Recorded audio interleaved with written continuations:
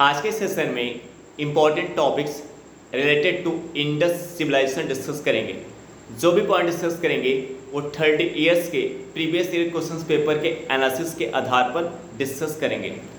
इसके through out आप उस कोर एरियाज़ को आइडेंटिफाई कर पाओगे जहां से यूपीएससी एग्ज़ाम और स्टेट पीसीएस एग्ज़ाम में क्वेश्चंस बनने की पॉसिबिलिटीज़ संभावनाएं ज़्यादा रहती है। यदि हम इंडस सिविलाइजेशन के कोर एरियाज़ की बात करें तो जो इसका फीचर्स होता है, जो इसकी विशेषताएं होती हैं, वो कोर एरिया के अंतर्गत आती है। इसके अंतर्गत जो पहला कंपोनेंट हम डिस्कस करेंगे वो होगा शहर योजना और स्ट्रक्चर्स, संरचनाएं। जब आप शहर योजना और स्ट्रक्चर्स को पढ़ रहे हैं तो उसके पढ़ने का एंगल क्या होगा। जैसे आप एनसीईआरटी की बुक को पढ़ रहे हैं, previous year question paper solve कर रहे हैं, टेस्ट सीरीज सॉल्व कर रहे हैं, तो जो आपका एंगल है वो एंगल क्या होना चाहिए, एंगल आपका होना चाहिए।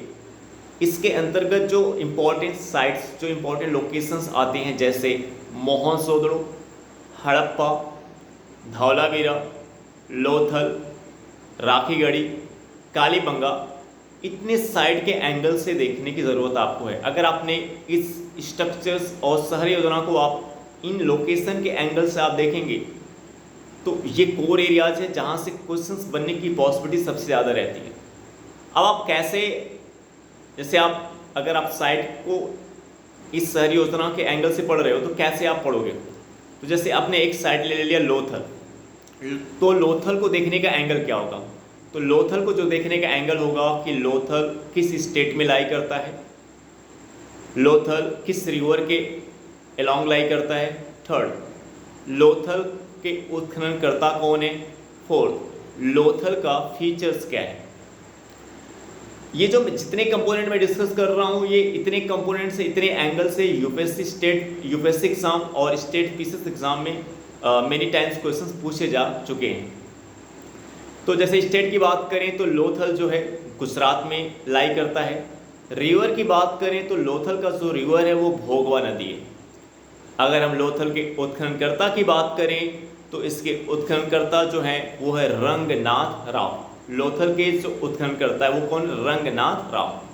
अगर हम बात करें इसके फीचर्स की तो इसके फीचर्स की बात करें तो यहाँ पे राइस के एविडेंस पाए गए हैं। ये अपनी अग्निकुंड के लिए जाना जाता है, ये अपने बंदरगाह के लिए जाना जाता है, बंदरगाह के लिए जाना जाता है, मनके के कारखाने बनाने के लिए जाना जाता है, और लोथल में हार्स के एविडेंस भी पाए गए हैं। तो आप देख रहे हैं फीचर के अंदर भी आपको 5 एंगल सीखने को मिल जा रहा है, ठीक है। तो ये एंगल होगा आपका देखने का। इसी प्रकार अगर हम और एक एग्जांपल देखें कालीबंगा, तो कालीबंगा की बात करें तो कालीबंगा को भी देखने का क्या एंगल होगा कि कालीबंगा किस स्टेट में लाई करता है, किस रिवर के अलोंग लाई करता है, इसके उत्खननकर्ता कौन है, इसका फीचर क्या है। तो कालीबंगा की बात करें तो कालीबंगा का जो स्टेट है वो राजस्थान में लाई करता है। अगर हम रिवर की बात करें तो कालीबंगा जो है घग्गर रिवर के अलोंग लाई करता है।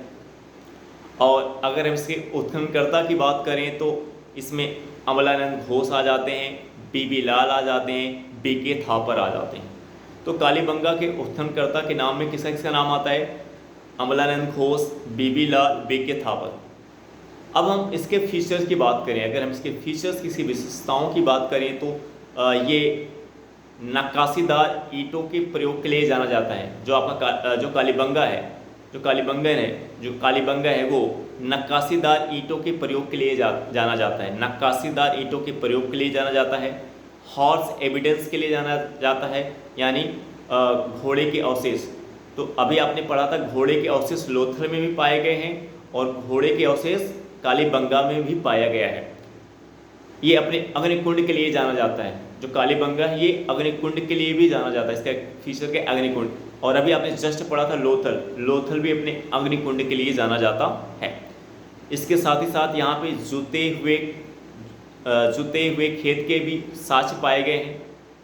जुते हुए खेत के एविडेंस भी हमें कहाँ से प्राप्त होते हैं, कालीबंगा से प्राप्त होते हैं। प्रायः सभी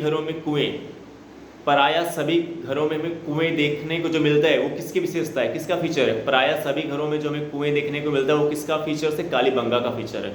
तो ये एंगल आपका देखने को होगा। तो आप देख रहे हैं कि कालीबंगा के अंदर जो फीचर्स है, कालीबंगा का जो फीचर उसके अंदर भी आपको 5 पॉइंट सीखने को मिल जा रहा है। तो यानी 5 एंगल से क्वेश्चन बन सकता है। और जो भी एंगल में डिस्कस कर रहा हूँ, इस एंगल पे स्टेट पीसीएस और यूपीएससी एग्जाम में क्वेश्चन पूछे जा चुके हैं, क्योंकि ये पॉइंट जो मैं आपको बता रहा हूँ प्रीवियस क्वेश्चन पेपर को सॉल्व करने के बाद, उसका एनालिसिस करने के बाद मैं आपको बता रहा हूँ, ठीक है।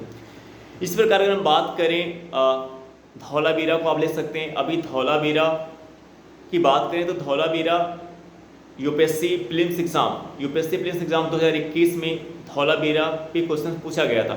और धौलावीरा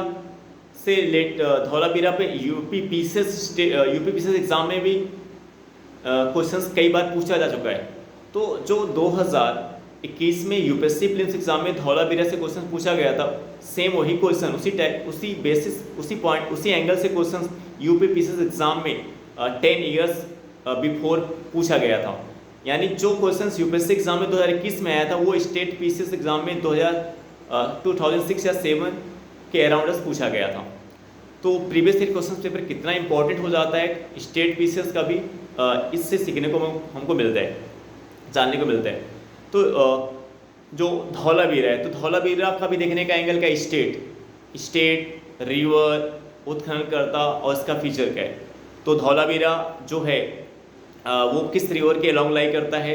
धौलावीरा आपका जो है वो लूनी नदी, धौलावीरा किस रिवर के अलॉन्ग लाई करता है, लूनी नदी। स्टेट क्या है धौलावीरा का, गुजरात। इसका फीचर क्या है, धौलावीरा का जो फीचर है उन्नत जल प्रबंधन व्यवस्था, वाटर मैनेजमेंट के लिए जाना जाता है। जो आपका धौलावीरा है ये उन्नत जल प्रबंधन व्यवस्था के लिए जाना जाता है, या इसी को हम बोल सकते हैं रॉक कट रिजर्वायर के लिए जाना जाता है। रॉक कट रिजर्वायर के लिए जाना जाता है जहाँ पे वाटर को कलेक्ट किया जाता था अपनी डिफरेंट पर्पस को यूटिलाइज करने के लिए। एक प्रकार से हम कहें इंडिया के अंतर्गत फर्स्ट टाइम जो हमें डैम का बांध का एविडेंस मिलता है वो इंडस सिविलाइजेशन के अंतर्गत कहाँ पे मिलता है, धौलावीरा में हमें देखने को रॉक कट रिजर्वायर देखने को मिलता है, जिसको वाटर को कलेक्ट करने के लिए बनाया जाता था। तो आज भी आप डैम्स को देखते हैं, प्रेजेंट टाइम में आप देख रहे हैं, आपको देखने को मिलेगा कि डैम को भी मल्टीपर्पज़ से यूटिलाइज किया जाता है। जैसे इंडस्ट्री के पर्पज़ से, शहरों को वाटर सप्लाई करने के पर्पज़ से, बाढ़ को कंट्रोल करने के पर्पज़ से और इलेक्ट्रिसिटी प्रोड्यूस करने के पर्पज़ से आज हम वर्तमान परिप्रेक्ष्य में डैम को यूटिलाइज कर रहे हैं। इसी प्रकार इंडस सिविलाइजेशन के लोग जो है अपनी ज़रूरतों को पूरा करने के लिए उन्होंने क्या बनाया था, रॉक कट रिजर्वायर बनाया था, जहाँ पे वाटर को क्या किया जाता था, कलेक्ट किया जाता था अपनी आवश्यकताओं की पूर्ति के लिए। और अगर हम इसके उत्खननकर्ता की बात करें तो इसके उत्खननकर्ता में धौलावीरा के उत्खननकर्ता में जेपी जोशी का नाम आता है, रविंद्र सिंह बिष्ट का नाम आता है। इस पॉइंट पे भी क्वेश्चन पूछा जा चुका है स्टेट पीसीएस एग्जाम में, ठीक है। तो ये कुछ पॉइंट्स तो आपके सम्मुख रख रहे हैं। इसी प्रकार एक लोकेशन आता है राखीगढ़ी। तो जो राखीगढ़ी है इसका जो स्टेट है वो है हरियाणा। राखीगढ़ी का जो स्टेट है, राखीगढ़ी कहाँ लाई करता है, हरियाणा में लाई करता है। और राखीगढ़ी का जो फीचर वो ये है कि राखीगढ़ी भारत का सबसे बड़ा हड़प्पा स्थल है। अगर आपसे क्वेश्चन पूछा जाता है इंडिया का, भारत का सबसे बड़ा हड़प्पा स्थल कौन है, भारत का सबसे बड़ा हड़प्पा स्थल कौन है, तो उसमें किसका नाम आता है, राखीगढ़ी का आता है। भारत का सबसे बड़ा हड़प्पा स्थल कौन है, राखीगढ़ी का नाम आता है, ठीक है। और अगर हम इसके उत्खननकर्ता की बात करें तो राखीगढ़ी की जो उत्खननकर्ता है, राखीगढ़ी के उत्खननकर्ता में जो नाम आता है वो सूरजभान। कौन है इसके उत्खननकर्ता, सूरजभान। तो इसी प्रकार से जो और भी साइट है, लोकेशन आप इसी एंगल से आप देख सकते हैं, ठीक है। और अगर हम बात करें जो इसके और इम्पॉर्टेंट फीचर्स है जहाँ से क्वेश्चन बनने की पॉसिबिलिटी या क्वेश्चन पूछे जा चुके हैं यूपीएससी एग्जाम में, जैसे एग्रीकल्चर। तो एग्रीकल्चर की बात करें तो जैसे यूपीएससी एग्जाम में क्वेश्चन पूछा गया, क्वेश्चन पूछा गया है कि फर्स्ट टाइम इंडिया के अंदर कपास का उत्पादन कब किया गया था, इंडस सिविलाइजेशन में किया गया था। फर्स्ट टाइम इंडिया में कपास का प्रोडक्शन कब किया गया था, इंडस सिविलाइजेशन में किया गया था, हड़प्पा सभ्यता में किया गया था। इसके साथ ही अगर हम देखें और एंगल क्या है, धार्मिक विश्वास पे एक इम्पॉर्टेंट एंगल है धार्मिक विश्वास से भी स्टेट पीसीएस और यूपीएससी एग्जाम में कई बार क्वेश्चन पूछा जा चुका है। तो अगर आप एनसीईआरटी की बुक पढ़ रहे हैं तो जो उसके अंदर की जो हेडिंग है धार्मिक विश्वास, उसको भी आपको देखने की ज़रूरत है। इंपॉर्टेंट एरिया से क्वेश्चन बनेगा और उससे भी आप लोकेशन जो आपने साइट, हमने आपको जो साइट आपको बता के रखा है उस एंगल से आप देख सकते हैं। और आप ये देख सकते हैं कि किस प्रकार की देवी देवताओं की पूजा की जा रही है, ये आप एंगल देख सकते हैं। ट्रेड के एंगल से देख सकते हैं। ट्रेड के एंगल से जैसे अभी आपको बताया लोथल, जो लोथल है वो अपने बंदरगाह के लिए जाना जाता है। बंदरगाह जो ट्रेड में, व्यापार में एक इंपॉर्टेंट रोल प्ले करता है बंदरगाह। तो बंदरगाह के लिए कौन सा स्टेट जाना जाता है? वो लोथल। लोथल कौन सा लोकेशन? लोथल, जो कहाँ पे लाई करता है? गुजरात में लाई करता है। इसी प्रकार ट्रेड भी एक एंगल क्वेश्चन बनेगा।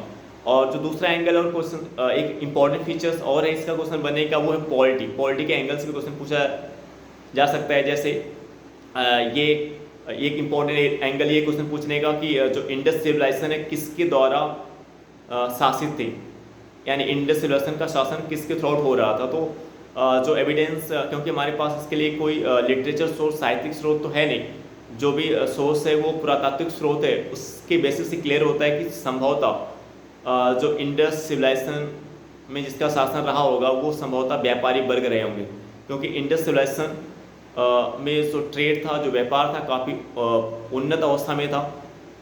तो इस बेसिस पे इंडस सिविलाइजेशन की इकोनॉमिक्स कंडीशन को, उसके ट्रेड को देखते हुए ये अनुमान लगाया जाता है, ये संभावना, ये पॉसिबिलिटीज व्यक्त की जाती है कि संभवतः जो इंडस सिविलाइजेशन है वहाँ पे व्यापारियों का शासन रहा होगा। और इंडस सिविलाइजेशन में एक पॉइंट ही क्लियर कर दे रहा हूँ कि इंडस सिविलाइजेशन में किसी टेम्पल का एविडेंस नहीं पाया गया है, जबकि वहीं अगर मेसोपोटामिया की बात करें तो मेसोपोटामिया में टेम्पल के एविडेंस पाए गए, लेकिन टेम्पल के एविडेंस पाए गए, लेकिन इंडिया में टेम्पल्स के एविडेंस नहीं पाए गए। आई होप डैट ये वीडियो आपको समझ आया होगा। हम आपसे नेक्स्ट वीडियो मिलेंगे। Okay, bye.